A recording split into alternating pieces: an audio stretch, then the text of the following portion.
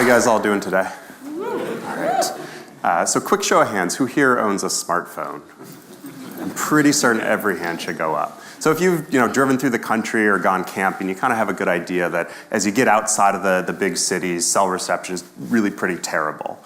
And for most of the people in this room, it's annoying, it's a nuisance, but it's not such a big problem. But for the 4 billion people that are living offline today, that's actually a huge problem. These people who are predominantly in rural parts of the world really lack access to the economic opportunities, to access to healthcare information, to educational opportunities that we all take for granted.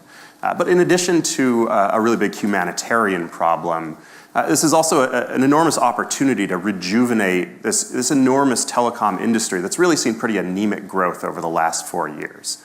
Despite the fact that they're plowing over $30 billion a year into expanding their rural networks, trying to bring in more rural customers, you really see that the growth has stalled because it's just so expensive to build these rural networks and serve the underserved populations. So let's take a quick look at how this is done today. Typically, everyone's seen them. You've got these 30 to 40 meter tall, basically steel poles in the ground. And they can cover about 90 square kilometers. Give you a sense of scale, it's about 1.5 times the size of Manhattan.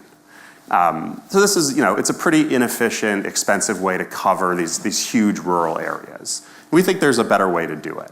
So we've taken the same radios and antennas and put it on a tethered aerostat or tethered balloon and lift it to about 8 times higher than those typical cell towers. So anyone want to guess how many Manhattans we can cover with each one of these?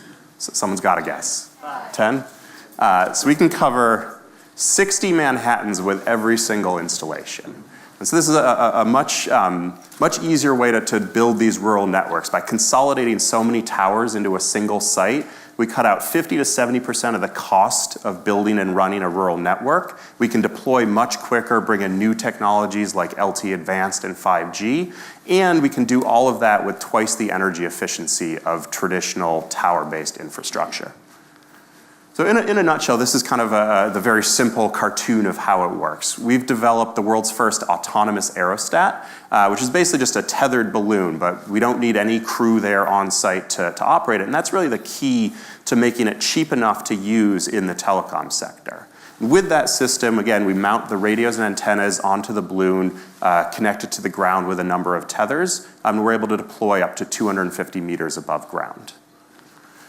Our goal with this is really to help the carriers profitably expand into the rural market so that together we can leverage the forces of capitalism to really make a big dent in bridging the digital divide. So to that end, I'm really excited to announce that the system that you see above me is actually broadcasting an LTE signal as we speak, allowing people at our rural Maine test site to actually connect to the internet, watch YouTube videos, check their email, basically do anything that you would want online. Moving forward, we're actually working with some of the biggest carriers in the US to deploy the first commercial trial systems next year. And then beyond that, we'll be deploying in India, Africa, Latin America, really all over the world to help billions of people come to the modern age. So with that, thank you.